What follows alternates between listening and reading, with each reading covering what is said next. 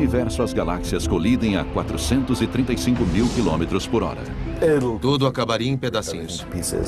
Um dia, isto acontecerá com a nossa Via Láctea. Para entender as galáxias, precisamos entender as colisões entre as galáxias. Agora, as colisões mais violentas do nosso universo, quando as galáxias colidem.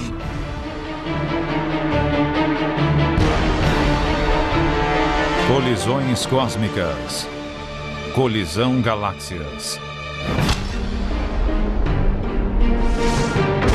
Colisões. Na escala humana, elas são violentas, deixando caos e destruição em seu caminho. Quanto maior a colisão, maiores os estragos. Mas no universo, a dimensão das colisões cresce de maneira inconcebível. Galáxias se chocam umas contra as outras. Buracos negros se fundem numa explosão mortal. Nossa própria galáxia marcha rumo a uma colisão com sua vizinha mais próxima, Andrômeda. Os astrônomos acreditam que essas interações violentas estimularam a evolução do nosso universo. Não foi apenas o curso gradual da evolução que produziu os eventos que vemos hoje e deu forma à natureza do cosmos onde vivemos, mas também as raras e violentas colisões entre duas galáxias, dois buracos negros, duas estrelas. Para algo dar certo no nosso universo, muita coisa tem que dar errado. Como tomarmos conhecimento dessas colisões violentas e o que elas significam para o nosso planeta? A tecnologia nos permite testemunhar a destruição muito além da nossa imaginação e a descobrir a relação desses impactos com nosso universo. Cada tipo de colisão galáctica aprofundou nosso entendimento e mudou nossas suposições sobre o funcionamento do universo. A maior colisão imaginável ocorre entre os maiores corpos do universo, as galáxias. Uma colisão galáctica gera imagens de destruições sem paralelo. Estrelas se chocam, planetas são dizimados, todas as formas de vida são aniquiladas. Mas será que é isto mesmo que acontece quando as galáxias colidem? Para começar a entender o que significa uma colisão galáctica, temos primeiro que entender o tamanho e a composição de uma galáxia.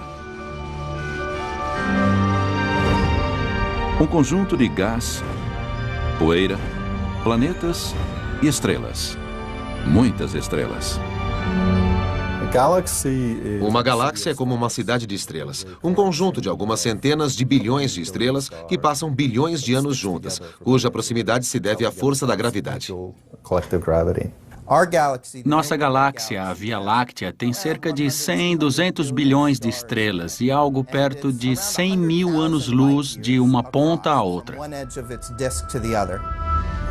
Então, poderíamos cruzar a Via Láctea viajando 100 mil anos-luz. Sem problema, certo? Talvez devêssemos começar calculando um único ano-luz.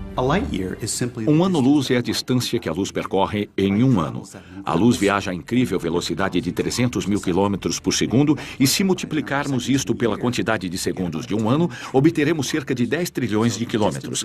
As distâncias na astronomia são tão gigantescas que até a distância entre as estrelas são medidas em anos-luz.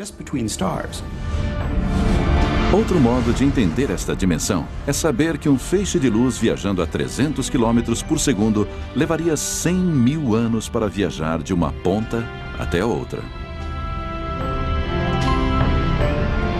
Em seus 4 bilhões e meio de anos, o Sol orbitou o centro da Via Láctea apenas 20 vezes. Apesar das grandes distâncias, os objetos dentro do nosso universo colidem o tempo todo, desde que o universo ainda era jovem. As galáxias começaram a se formar centenas de milhões de anos após o Big Bang, quando agrupamentos de estrelas e gás interestelar se aglutinaram pela ação da gravidade. Estas galáxias primitivas eram pequenas, com apenas 1/10 do tamanho da Via Láctea. As primeiras galáxias do universo eram galáxias pequenas, galáxias anãs, e com o passar do tempo, esses pequenos agrupamentos se combinaram para formar galáxias cada vez maiores, decorrentes de fusões e adições. Figurativamente falando, essas galáxias anãs ficaram presas num engarrafamento no universo primitivo. Na história primitiva do nosso universo, as interações eram muito mais comuns que hoje, porque elas ficavam muito mais próximas. Ao colidirem, as pequenas galáxias se uniram, formando galáxias maiores com formas definidas. A Via Láctea, onde fica nosso sistema solar, é uma galáxia espiral. Outras opções de formação incluem as galáxias elípticas e as galáxias lenticulares, que são um meio termo entre as duas. Os astrônomos devem essa classificação das galáxias a Edwin Hubble, que deu o nome a um dos maiores observatórios da NASA, o Telescópio Espacial Hubble. Acho que deve ter sido divertido, pois na falta de um tipo de classificação definitiva, ele precisou inventar. Hubble assumiu a tarefa astronômica de classificar as galáxias. O esforço é para dar conta de 90%, classificar 90% dos objetos e não se preocupar com os corpos estranhos. O que aconteceu com os outros 10%? Foram classificados como irregulares. Eles deixaram de fora caudas de poeira e galáxias que parecem mais destroços. Durante anos, essas formações peculiares foram deixadas de lado. Mas a questão permanecia. O que poderia ter formado essas galáxias estranhas? E será que isto tem alguma relação com colisões cósmicas? Esta não era a grande questão da sua época. Estávamos apenas começando a entender as galáxias espirais e elípticas. Mas mesmo mais interessado em classificar a maioria das galáxias, ele achava que as galáxias irregulares exigiam mais atenção. Umas 2 décadas depois, quando a maior parte do seu trabalho já estava concluída, as pessoas começaram a estudar as galáxias. Os cientistas queriam saber por que elas eram daquela maneira. Uma teoria sustentava que elas eram formadas por disrupções violentas e caos. Havia um debate há 20, 30, 40 anos sobre se elas estavam colidindo ou surgindo, como hoje acreditamos. Atualmente, os astrônomos continuam usando a categoria irregular. O irregular envolve tudo. Ele se refere tanto às galáxias pequenas que foram muito afetadas pela formação estelar que abriu buracos em seu gás, tornando sua forma muito irregular. Mas também se refere às galáxias que sofreram colisões. Ele incorpora uma grande variedade de tipos de galáxias. As formas estranhas de algumas galáxias irregulares podem ser explicadas pelo efeito da gravidade numa escala galáctica. Os maiores objetos do universo se uniram por uma colisão direta. As galáxias irregulares são a prova de que estes grandes agrupamentos de estrelas colidem, indícios de que o universo está repleto de destruição e pandemônio. Mas o que acontece dentro das galáxias? Que outros tipos de colisão são possíveis e como podemos vê-los? A seguir, a colisão de estrelas deixa suas marcas em todo o universo. Mas mesmo assim, os astrônomos precisam registrá-las em pleno ato. Galáxias irregulares são indícios de que as galáxias colidem. Mas será que os astros também se chocam uns com os outros? Nosso universo é tanto uma eternidade quanto cemitério. Um local de batalhas épicas entre imensos corpos celestiais. Imagine um cenário fictício. A quase 3.000 anos-luz da Terra, 2 estrelas irmãs dividem a mesma órbita há milhões de anos. Com o tempo, elas vão se aproximando, girando uma em volta da outra numa velocidade próxima à da luz. Então, colidem. E em milésimos de segundos são destruídas, emitindo uma onda de choque que atinge a Terra, dizimando metade da nossa camada de ozônio e matando tudo em seu caminho. É isso que alguns astrofísicos estimam que vai acontecer se um tipo de estrela chamada estrela de nêutrons colidir perto da Terra. Para eles, 3.000 anos-luz é logo ali. Já foi sugerido que algumas das extinções em massa da vida em nosso planeta ocorreram por causa de eventos como este. Algumas das colisões estelares mais violentas do universo ocorrem entre estrelas de nêutrons. Elas se formam a partir dos restos de antigas estrelas gigantes que ficaram sem combustível. A gravidade desencadeia um colapso geral. No centro forma-se um objeto extremamente denso.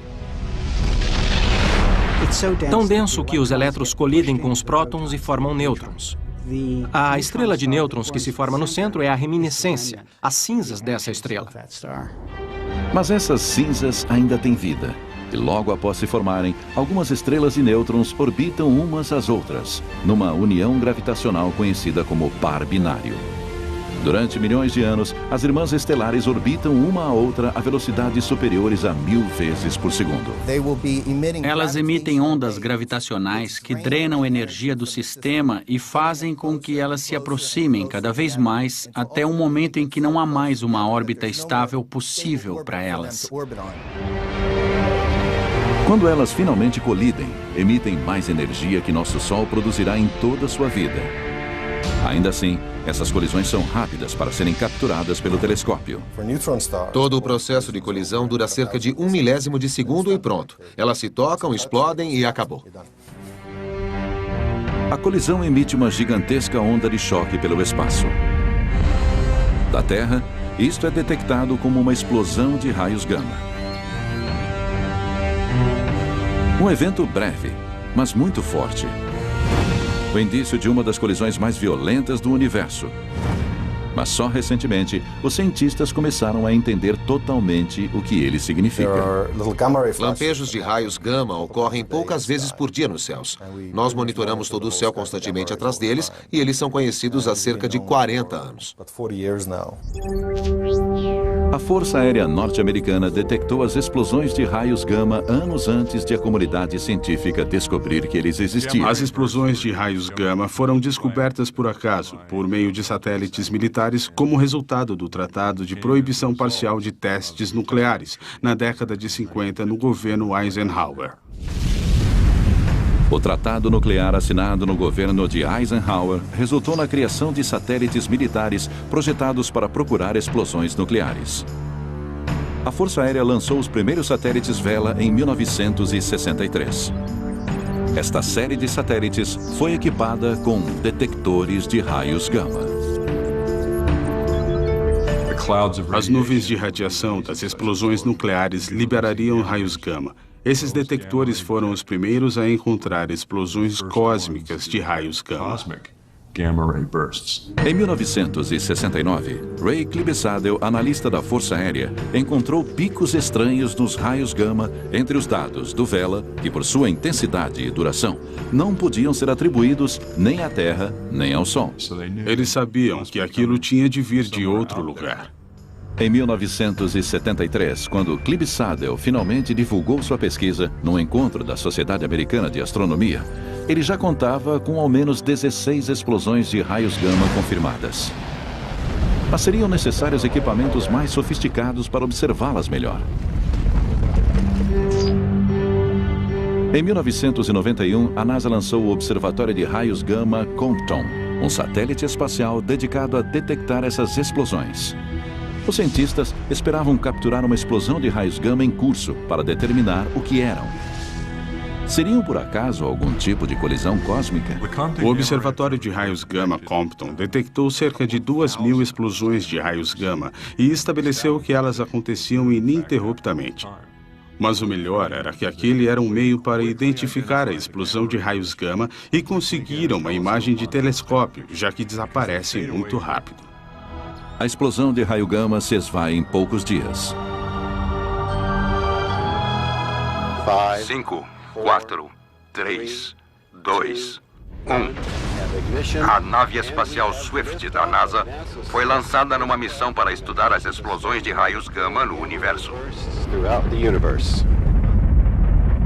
Em 2004, a NASA lançou o telescópio Swift para rastrear e estudar melhor as explosões de raios gama. O Swift é um satélite com um grande detector de raios gama que é relativamente bom em descobrir a direção da qual eles são emitidos. Assim que ele detecta um raio gama, transmite sua localização por rádio para a Terra e então gira um telescópio de raios X para a mesma direção. Em 2005, o Swift detectou uma explosão e respondeu a ela em menos de 1 minuto para observá-la. Enquanto isso, o Swift enviou as coordenadas da explosão para a rede de telescópios em terra. Um deles fica perto do cume da montanha Palomar, em San Diego, na Califórnia. O Observatório Palomar combinou seus dados com cálculos de mais de 10 outras instituições. Juntos, eles conseguiram identificar a causa provável da explosão de raios gama: uma colisão entre estrelas e nêutrons. Do momento da colisão, entre 1 segundo e algumas horas, a maior parte do que aconteceu permanece como mistério. A colisão dura pouquíssimo tempo. Por isso, acho improvável que um dia consigamos capturar a imagem de 2 estrelas no processo de colisão. Mas o que você pode fazer é estudar os resultados. Então, mesmo sem nunca terem testemunhado uma colisão estelar, os astrônomos sabem que elas existem através do exame das ruínas destas brutais guerras nas estrelas. As estrelas e nêutrons não são as únicas que colidem violentamente, causando destruição. Mesmo estrelas jovens podem produzir estragos cósmicos. As estrelas têm uma existência violenta, e não apenas os pares binários, mas virtualmente todas elas, começando pela natureza da sua formação. A vida turbulenta de uma estrela começa com a morte de uma nuvem molecular. É uma região densa de gás interestelar. Nessas nuvens se formaram estrelas, planetas e o nosso próprio sistema solar. Conforme a força da gravidade atrai mais gás e partículas, as nuvens moleculares crescem até sua densidade ficar tão alta que elas se colidem formando estrelas. Uma força exterior, como a causada pela colisão de uma nuvem ou das ondas de choque de uma supernova, também podem provocar o colapso das nuvens. Com o colapso, seu centro fica cada vez mais denso e mais quente. Pesquisas recentes mostram que a primeira formação de estrelas ocorreu apenas 100 milhões de anos após o Big Bang. Alguns astrônomos acreditam que essas estrelas ainda podem ser encontradas na nossa Via Láctea. Hoje, os pesquisadores se concentram em grupos compactos de estrelas, chamados aglomerados globulares. Para eles, os aglomerados globulares são lugares ideais para estudar as colisões estelares. Estes densos conjuntos de estrelas funcionam como um campo de batalha estelar. É como andar na rua em meio a uma multidão. A gente se choca com as pessoas. Quando as estrelas estão em meio a um monte de estrelas, elas se chocam. Como há cerca de 100 bilhões de galáxias no universo e cada uma delas contém cerca de 30 aglomerados globulares, o número de colisões estelares pode ser gigantesco. Se você contar todas as galáxias do universo, as bilhões de galáxias, e verificar quantas regiões de colisões estelares cada uma delas tem, vai ver que o número é imenso. Foi um mistério dentro dos aglomerados globulares que levou os astrônomos a uma de suas maiores descobertas. Estrelas altamente luminosas em aglomerados globulares intrigam os pesquisadores há mais de 40 anos. Elas foram chamadas de retardatárias azuis. A retardatária azul tem características peculiares. Tem esse nome porque difere de outras estrelas com a mesma massa. Ela ainda não alcançou os estágios tardios de evolução, então é retardatária. E é azul por ser mais quente que as outras estrelas de sequência principal do aglomerado. Parecia que as retardatárias azuis haviam encontrado a fonte da juventude estelar. Os cientistas se perguntavam como isto seria possível. O telescópio espacial Hubble da NASA, lançado em 1990, teve um papel essencial na solução deste mistério. A resolução do Hubble é tão fantástica que, se você olhasse de Nova York em direção a Tóquio, conseguiria enxergar 2 vagalumes. Sua resolução é fantástica. O Hubble capturou imagens detalhadas de retardatárias azuis, dando aos cientistas um acesso sem precedentes a seus segredos. Observar aquelas estrelas individualmente permitiu que eles medissem suas propriedades, como sua massa, a velocidade da sua rotação, sua temperatura e coisas desse tipo. Os astrônomos descobriram que a grande massa, a alta velocidade da rotação e as altas temperaturas só poderiam significar uma coisa. Hoje acreditamos que a retardatária azul é o resultado da fusão de duas estrelas, e essas fusões podem ter acontecido através de colisões diretas, duas estrelas que se chocaram ou duas estrelas que estavam no sistema binário e giravam em torno de sua gravidade central. Por exemplo, uma estrela de sequência principal avança em direção à outra a cerca de 800 mil quilômetros por hora. Ela entra na outra estrela, emitindo uma onda de gás e poeira no espaço. Imediatamente, as estrelas começam a inchar e a queimar energia violentamente. Uma estrela pode levar 10 milhões de anos para superar a fusão violenta e se tornar uma retardatária azul. Este foi o primeiro indício de que as estrelas realmente colidiam umas com as outras. E esta é uma das coisas mais fantásticas que as estrelas fazem. Levou décadas para que a ideia das colisões estelares passasse da teoria à realidade. Mas quando se fala em colisões galácticas, o choque de estrelas é apenas a ponta do iceberg. As colisões cósmicas são regra e não exceção no universo e em todos os seus níveis.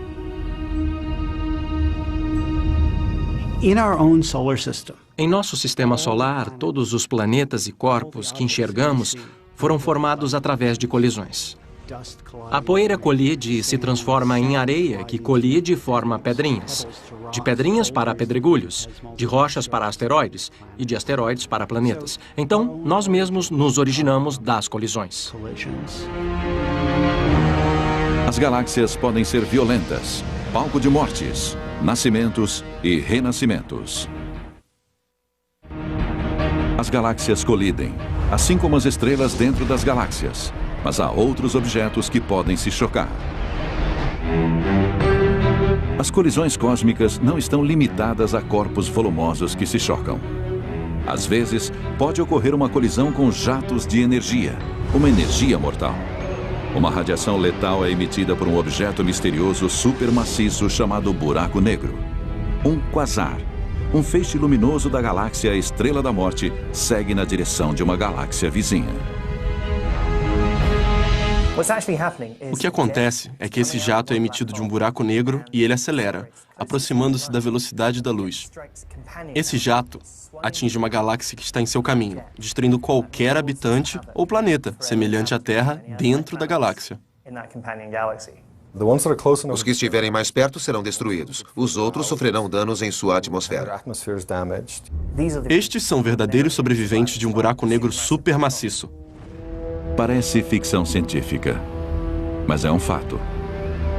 A sorte da nossa galáxia é que este cataclismo acontecerá no sistema 3C321, que está muito distante de nós, a 1,4 bilhões de anos-luz. Esta foi a primeira vez que os astrônomos observaram o jato de um buraco negro atingir uma galáxia, mas este evento levanta muitas questões, começando com: o que é um buraco negro? E será que corremos o risco de sermos atingidos por um raio mortal? Os buracos negros não são buracos, mas sim objetos incrivelmente densos e maciços. Os buracos negros são tão densos e sua atração gravitacional é tão forte que nada consegue escapar deles, nem mesmo a própria luz. Foram necessárias observações de vários telescópios para conseguirmos uma imagem completa deste fenômeno único. Só unindo as informações que cruzam o espectro eletromagnético que podemos começar a estudar os buracos negros com precisão. Parte desta imagem foi captada por este telescópio, o VLA, Very Large Array, no Novo México. Ele é um radiotelescópio composto por 27 antenas parabólicas, cada uma delas com 230 toneladas. As antenas são dispostas no formato de um Y, e cada braço desse Y tem 20 quilômetros de comprimento. Ele é especialmente adaptado para observar buracos negros, como o que existe em nossa galáxia. Aquela coisa é cerca de 4 milhões de vezes mais maciça que o Sol e produz todo tipo de fenômeno. Mas o gás e a poeira entre nós e o buraco negro escondem tudo isso dos telescópios que precisam de luz.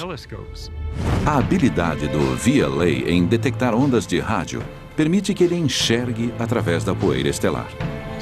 Radiotelescópios e telescópios de infravermelho são os únicos instrumentos disponíveis para estudar isso. Assim como o telescópio comum coleta ondas de luz para formar uma imagem, nós coletamos ondas de rádio. Ondas ópticas e de comprimento curto não conseguem enxergar as partes internas dessas regiões, mas o rádio pode. Locais que trabalham com ondas compridas, como este, conseguem examinar as partes internas dessas regiões obscurecidas para as outras faixas de ondas. A maioria das galáxias tem buracos negros maciços em seu centro. Eles podem ter uma massa entre 1 milhão e 1 bilhão de vezes maior que o nosso Sol. Apesar de sua massa, a princípio era impossível ver os buracos negros. Então, como descobrimos que eles existiam? A matéria, quando é sugada pelo buraco negro, lembra a água escoando por um ralo de banheira. Ela é puxada e gira, criando atrito que gera calor e luz. E essa luz se torna tão intensa e energética que acaba produzindo raios X. Foi o desaparecimento de objetos neste ralo que levou os astrônomos do século XVIII a sugerirem a existência de uma estrela invisível. Em 1783, o reverendo John Mitchell delineou a ideia de um horizonte de eventos. Ele mostrou que um corpo muito maciço, com uma radiação pequena suficiente, teria uma velocidade de escape igual à velocidade da luz. Ele prenderia a luz e seria invisível, escuro. Este é o conceito do horizonte de eventos. John Wheeler, um colaborador próximo de Albert Einstein, cunhou a expressão buraco negro em 1967. Na época, ainda era uma teoria. Os cientistas ainda não tinham percebido que já haviam encontrado seu primeiro buraco negro. O indício eram os raios-X, uma energia invisível produzida pelos buracos negros. Em 1971, a fonte dos raios-X foi identificada como sendo uma estrela azul maciça e gigantesca. Mais tarde, no mesmo ano, ficamos assombrados ao descobrir que esta estrela óptica tão maciça estava orbitando a fonte dos raios-X numa velocidade muito alta. Isso significava que a massa da fonte dos raios-X era mais que 3 vezes maior que a do nosso Sol. Isso deixou claro que ele era um buraco negro. Possivelmente o maior incentivo para o estudo dos buracos negros veio de outro grande observatório da NASA, o Observatório de Raio-X Chandra. Sempre nos perguntam por que não fazemos astronomia de raio-x em terra, se é mais arriscado, mais caro e mais difícil colocar o telescópio no espaço. Mas a atmosfera da Terra é muito opaca para os raios-x. Ela bloqueia todos os raios-x vindos de estrelas e galáxias distantes. Então, para fazer astronomia de raio-x, temos que ir para o espaço e o Chandra é o melhor telescópio de raio-x que já tivemos. Ele é perfeito para estudar objetos e regiões do universo nas quais as condições violentas e extremas geram os raios-X.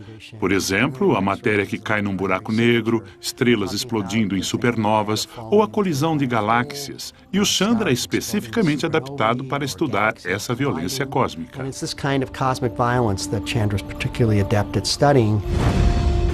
Os raios-X estão presentes sempre que um objeto celeste produz grande quantidade de calor. Estrelas de nêutrons e buracos negros conseguem produzir raio-X com força 100.000 vezes maior que os raios-X produzidos pelo Sol. O Chandra foi essencial para ajudar os astrônomos a entender o que estava acontecendo na Estrela da Morte. O Chandra permitiu que observássemos as fontes centrais do buraco negro e que determinássemos a presença desse jato de raio-X, que foi o que fez com que a chamássemos de estrela-morte. Porque o jato aponta diretamente para a sua galáxia irmã e dá para ver os efeitos daquele feixe de energia e partículas quando ele atinge a galáxia vizinha. Como na maioria das colisões cósmicas, há um lado positivo. Quando o jato da estrela-morte devastar a galáxia vizinha, provavelmente desencadeará uma nova fase de formações de estrelas e planetas. Tudo isso faz parte do ciclo de vida e morte do universo. Buracos negros não são necessariamente essas balas de canhão cósmicas. Eles não estão vagando pelo universo, sugando tudo em seu caminho. Na verdade, os buracos negros podem tanto produzir quanto destruir a vida. Nosso sistema solar conseguiu evitar raios mortais apenas para ir de encontro a uma calamidade galáctica de proporções gigantescas. Num futuro distante, nossa galáxia, a Via Láctea, e sua vizinha, Andrômeda, irão colidir. Mas será que essa colisão será uma fonte de criação ou de destruição?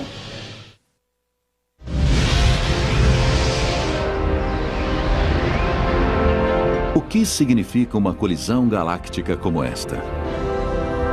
O maior perigo vem das colisões com esses reatores termonucleares, também conhecidos como estrelas. Se uma estrela se aproximar muito do sistema solar, pode enviar cometas em nossa direção. Se ela se aproximar ainda mais, pode mudar a órbita da Terra ao redor do Sol, e a vida como conhecemos deixará de existir, pois, ao nos afastarmos do Sol, toda a água ou vai evaporar ou vai congelar. A colisão entre a Via Láctea e Andrômeda está prevista desde o universo primitivo, quando ambas as galáxias nasceram, uma ao lado da outra. As coisas que se fundem nascem ligadas e acabam se juntando. Coisas que nascem à parte normalmente não se fundem, elas se separam. A maioria das galáxias está se separando no nosso espaço em expansão. Todas as galáxias que estão distantes de nós se separam cada vez mais até desaparecerem de vista dentro de determinado tempo. A única exceção é a galáxia Andrômeda, a vizinha mais próxima, nossa galáxia irmã. Em algum momento do passado, a gravidade entre a Andrômeda e a Via Láctea se inverteu, diminuindo a velocidade entre as duas. E agora elas estão se aproximando devido a esta atração mútua. Elas vão colidir. Parece que elas estão vindo diretamente uma para a outra e a situação vai ficar muito feia para nós. A galáxia Andrômeda colidirá com a Via Láctea daqui a cerca de 5 bilhões de anos. Quais são as provas desta futura colisão? A luz emitida por Andrômeda fornece um indício mais forte de sua aproximação. É a mesma coisa que torna os fogos de artifício coloridos. Dependendo da cor, você sabe se ela é produzida pelo ferro, pelo oxigênio, pelo enxofre.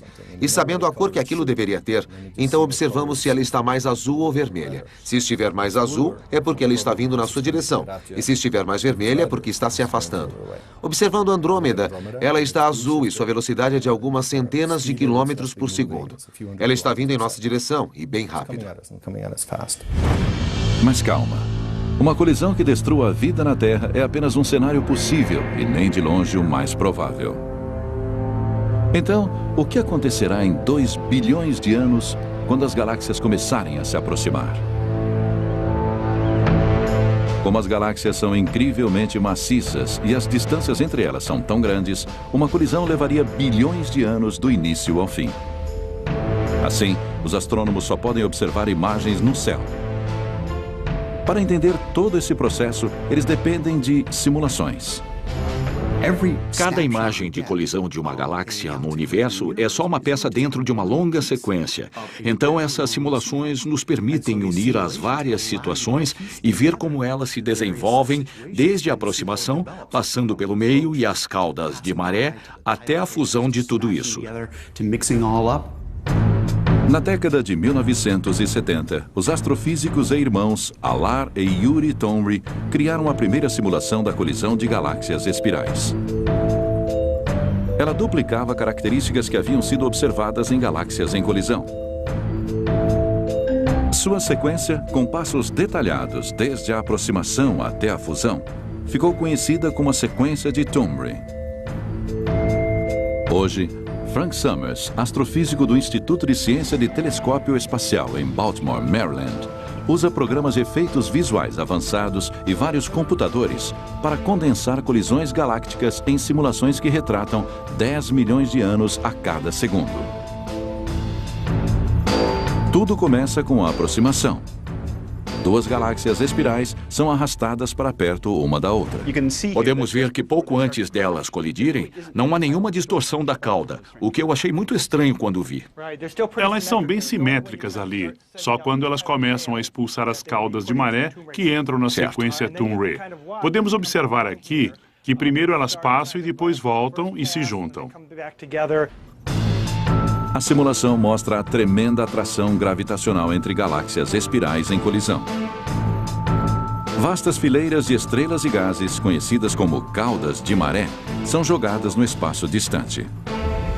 Este estágio dramático pode ser verificado pelas imagens da colisão de galáxias como as galáxias Antennae e o sistema NGC 4676. Astrônomos preveem que a colisão entre a Andrômeda e a Via Láctea terá o mesmo progresso. As caudas de maré, que são basicamente a periferia da Via Láctea, serão separadas. A Via Láctea é uma galáxia esguia, frágil e delicada. E Andrômeda é maior e mais maciça. Então, quando ela passar por nós, seu campo gravitacional vai rasgar a Via Láctea.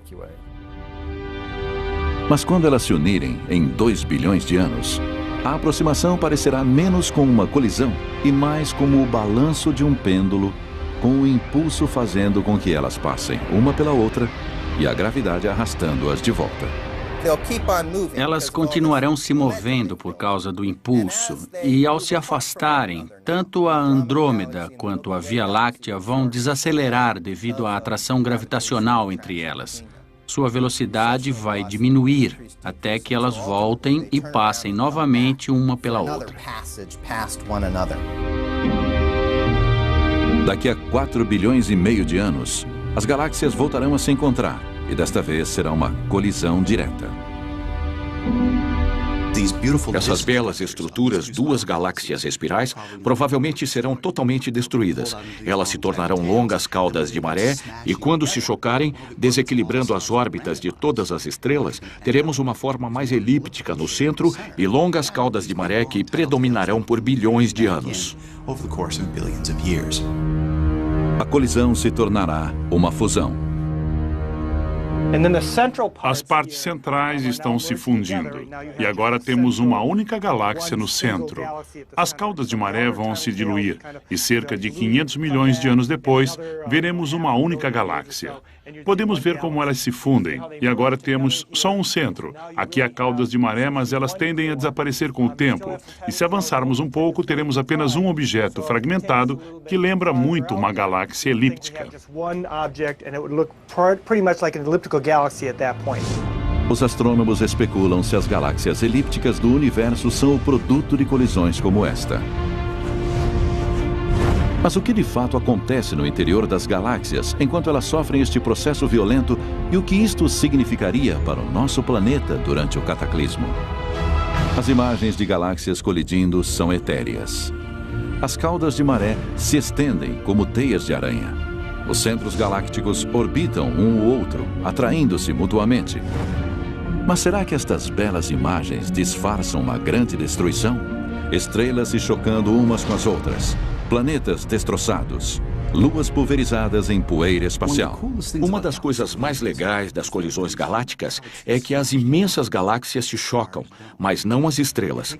Temos uma estrela aqui e outra estrela ali, e a distância entre elas é milhões de vezes maior que seu diâmetro. E durante a colisão galáctica, quais são as chances de a Terra ser esmagada? Segundo os astrônomos, muito pequenas. Toda estrela tem algo parecido com um sistema solar em volta. E mesmo o espaço entre elas é muito, muito grande. Tanto que mesmo a probabilidade de um planeta colidir com outro é baixíssima. Mas isto não significa que a Terra esteja totalmente livre do perigo. Há uma chance de cerca de 10% de a Terra ser expelida com o Sol e o Sistema Solar numa dessas caudas de maré. E seríamos mandados para muito longe, a ponto de ter uma visão aérea da nossa galáxia. Então, a maior implicação para nós seria a mudança da órbita do nosso Sol durante a colisão. Estrelas e planetas podem passar uns pelos outros sem incidentes, mas não o gás. Uma colisão galáctica se refere principalmente aos gases. Tanto Andrômeda quanto a Via Láctea têm uma grande quantidade de gás, e todo ele vai se chocar, e isto vai formar imediatamente um monte de estrelas. Provavelmente teremos, eu diria, umas 10 bilhões de estrelas novas, sem demora. Isso é o que chamamos de surto de formação de estrelas. E esta formação feroz de estrelas parece ser um indicador da interação entre as galáxias.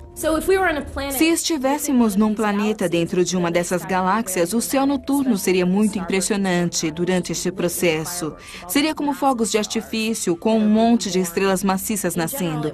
Não seria perigoso, a menos que se estivesse numa região onde as estrelas estivessem surgindo. Mas quando as galáxias se combinarem em uma única galáxia elíptica, a velocidade da formação de estrelas irá diminuir. Saímos de uma galáxia comum, batemos numa outra galáxia, há uma gigantesca formação de estrelas, um surto incrível. Mas depois, num período relativamente curto, o gás cessa, os fogos de artifício param e a galáxia volta a seguir seu caminho. A fusão da Via Láctea com Andrômeda, que em inglês já foi apelidada de Milcômeda por alguns astrônomos, também sofrerá a fusão de seus densos centros, cada um com seu buraco negro. O buraco negro supermaciço de uma galáxia encontra o buraco negro supermaciço de outra galáxia. E eles se juntam, tornam-se um par, a órbita encolhe, eles se fundem e temos um buraco negro supermaciço ainda maior. Este é um processo violento e, durante ele, o gás pode alimentar o buraco negro e produzir um quasar muito brilhante. Mas o maior perigo para a Terra durante o choque entre a Via Láctea e a Andrômeda é algo não relacionado com a colisão. Enquanto a nova galáxia estiver nascendo, nosso Sol estará morrendo. A analogia da vida funciona muito bem para as estrelas. Elas nascem a um ponto onde elas começam convertendo hidrogênio em hélio e extraindo energia. Elas passam pela meia-idade, na qual tendem a inchar, ficam mais brilhantes e, perto do final de suas vidas, mudam impressionantemente. Enquanto o Sol morre, sua fonte de energia, o hidrogênio, vai se esgotando. Ele se tornará uma estrela vermelha gigante. Seu tamanho se estenderá até onde está a órbita atual da Terra, ou seja, seu brilho se estenderá por 150 ou 160 milhões de quilômetros. Isso não é bom para a vida na Terra. A Terra perderá seus oceanos, sua atmosfera e não será mais um lugar propício para a vida. Se durarmos tanto tempo, daqui a bilhões de anos, já teremos ou colonizado os sistemas estelares próximos ou construído algum tipo de planeta artificial longe do nosso Sol, a uma distância segura. Embora pareça que nossa galáxia possa se tornar um local sem vida, os astrônomos preveem que as condições na nova galáxia serão propícias para a vida. Haverá cerca de 1 trilhão de estrelas na nova galáxia e elas terão planetas. Mesmo que apenas uma pequena fração desses planetas seja habitável, os números são tão altos que, com estimativas bem conservadoras, espera-se que haja vida em algum lugar, senão em diversos lugares nesta nova galáxia.